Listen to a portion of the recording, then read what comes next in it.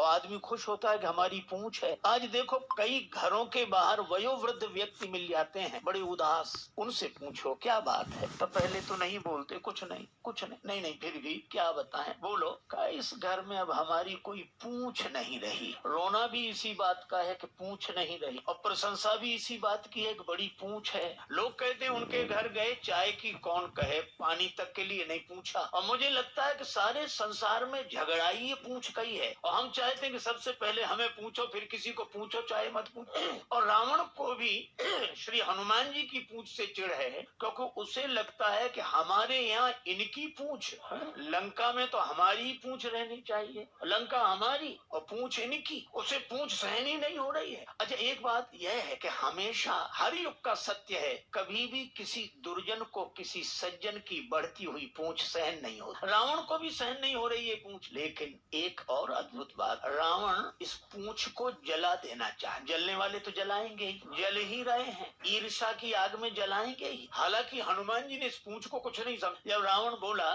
कि बंदर को मार डाल, राक्षस मारने दौड़े, विभीषण जी बड़े शांति पूर्वक आए, उन्होंने कहा कि अरे क्या कर रहे हो, नीति विरोध न मारिए दूता। रावण मान गया और बोला बंदर के अंग भंग कर दिए, अंग भंग करी पठइए बंदर। अब यह भी देखो कितनी अद्भुत बात, रावण कहता है कि बंदर के अंग भंग कर दिए जाएं। श्री हनुमान जी ने सोचा कि अंग भंग की आज्ञा तो हुई है, नाम नहीं लिए गए कि कौन से अंग भंग किए जाएं। और रावण को अंग भंग करते समय कहीं अपनी बहन शूर्पणखा की याद आ गई कि बंदर के नाक कान काट दो। तो हनुमान जी कितनी सुंदर बात सोचते हैं, वो सोचते हैं कि हमें भगवान ने भेजा है, तो क्या हम विकारों के हाथ अपनी नाक कटा के जाएं? हमें भगवान ने भेजा है, तो क्या इन विकारों के हाथ अपनी नाक कटा के जाएं?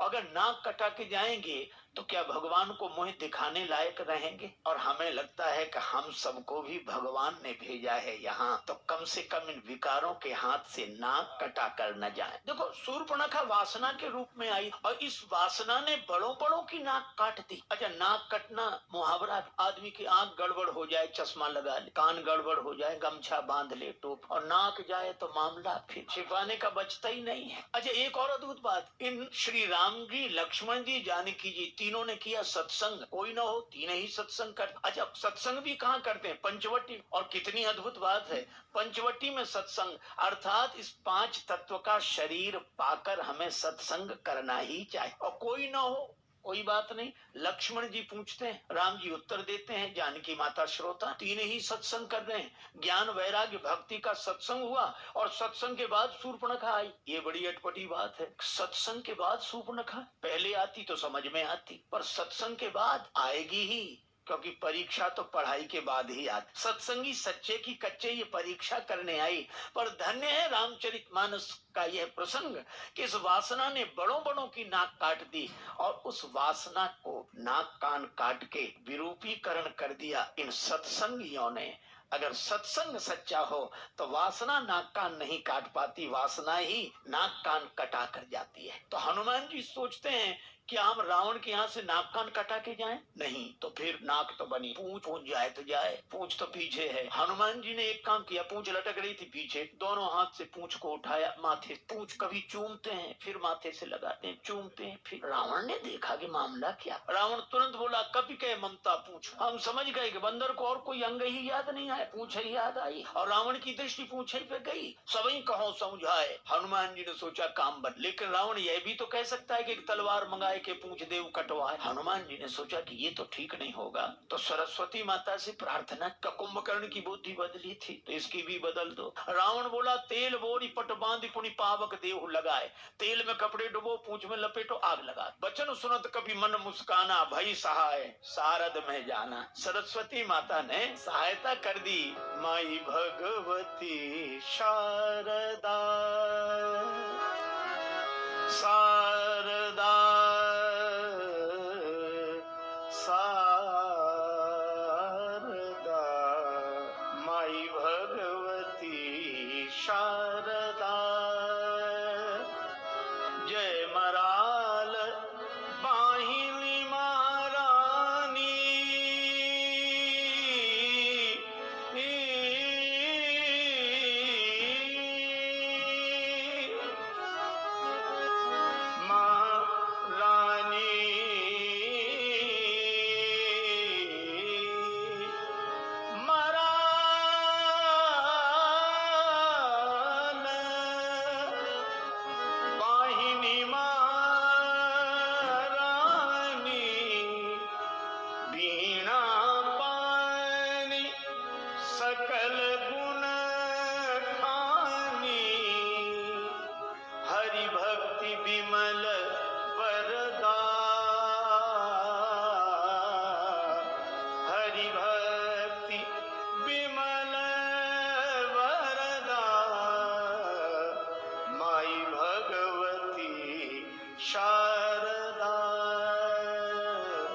शारदा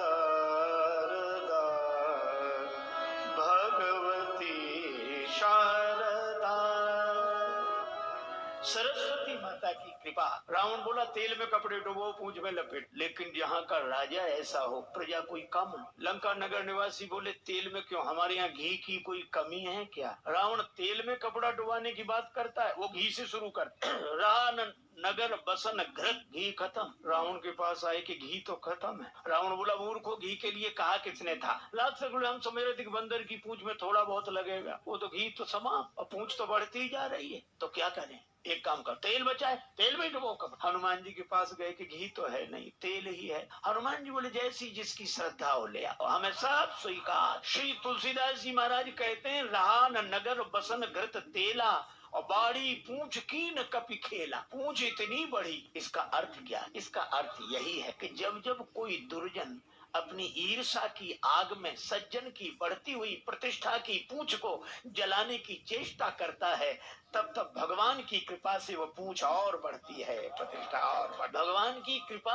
क्या बिगड़े पूंछ का? रावण कुछ सोच ही नहीं पा रहा। हनुमान जी ने सोचा कि एक बार नगर घूम के देख लेते तो ठीक, क्योंकि हमारी पूंछ जलाने के लिए घर घर से सहयोग, सबने चंदा दिया है, किसी ने घी, किसी ने तेल, किसी ने कपड़ा। हाँ, ऐसा नहीं कि राक्षस न करते हो, चंदा करते इकट्ठा। किसी का जीवन नष्ट करना हो तो ये बड़े प्रेम से। हनुमान जी भी सोच रहे थे कि प्रसाद भी तो वहाँ वहाँ देना पड़ेगा, जहाँ जहाँ से चंदा आया। तब तक रावण बोला बंदर को नगर में घुमाओ। हनुमान जी बोले यही तो हम चाहते, लेकिन वाह धन्य है श्री बजरंग बली। एक और अतुलित बल धाम, और दूसरी ओर शील कैसा। राक्षस मारहि चरण करहि बहु हास, लात मारते हैं, हंसी उड़ाते हैं, पर हनुमान जी तो कीन चाहो निज प्रभु कर। राम जी के बाण बनकर आए। राम जू ने कपि पुंजन में सुत अंजनी को अपनाई के भेजो, माथे पे हाथ की छाह करी, कर मुंदरी हाथ गहाई के भेजो। राजस बहन न बोली सके, तब नैनन नीर बहाई के भेजो, संकट सिए को काटिवे को, हनुमान ही बाण बनाई के भेजो। हनुमान जी बाण बनकर आए। अच्छा, और जानकी माता के सामने भी बोल, जानकी माता के सामने हनुमान जी ने यही कहा। माता ने जब हनुमान जी को देखा कि प्रभु ने मुझे भूला, हनुमान जी बोले माता प्रभु आपको भुला ही नहीं सकते। क्या प्रमाण है कि भुला? का प्रमाण यही है कि चरण पर चंचुका प्रहार करने वाले जयंत के पीछे भगवान ने बाण लगा दिया, हरण करने वाला अब तक आराम से बैठा। हनुमान जी ने कहा कि जयंत के पीछे बाण, उस समय तो प्रभु के पास धनुष बाण नहीं था। सीता जी बोली कि वो सीख का बाण, जिन सीख और पुष्पों से मेरा श्रृंगार कर रहे थे, सीख का बाण, तो लोगों को तो सीख दिखती होगी। अरे लोगों को दिखती होगी सीख, पर प्रेरित मंत्र ब्रह्म सरधावा, भगवान का संकल्प। तो हनुमान जी बोले माता जयंत के पीछे सीख के रूप में बाण लगाया, और हो सकता है हरण करने वाले के पीछे किसी और रूप में बाण को लगा दिया हो। तो हरण करने वाले के पीछे किस रूप में बाण को लगाया? तब हनुमान जी ने कहा ये रघुपति बाण कृशान, राम जी का बाण आपके सामने बानर नहीं खड़ा है, राम जी का बाण है। प्रमाण कजिम अमोघ रघुपति कर बाना, यही भांति चले हुए हनुमाना। जानकी माता बोली हनुमान तुमने बता दिया, नहीं तो मैं जान ही न पाता। हनुमान जी ने कहा त्राही माता त्राही, मैं आपको क्या बताऊंगा, सही बात तो यह है कि आपने जान लिया था मेरे बिना जानकी माता बोली हमने कब जाना? कहा जब रावण आपको डरा धमका रहा था, तब आपने सोचा क्या मैं यहाँ अकेली हूँ? तो मन में तुरंत आया कि नहीं, असमन समुझी, ऐसा समझकर मन कहत जान की, खल सुधि नहीं रघुवीर बाने। अगर इतर कथाओं का आश्रय न लिया जाए तो राम जी का बाण तो हनुमान जी ही है, और श्री हनुमान जी राम जी के बाण। अच्छा, बाण तो चलते हम लोगों ने देखे हों, वैसे न देखे हो तो टीवी सीरियल में, महाभारत रामायण में बाण चलते हैं, लेकिन इन बाणों के पांव नहीं देखे हो। देखे कहीं किसी को बाण के पांव?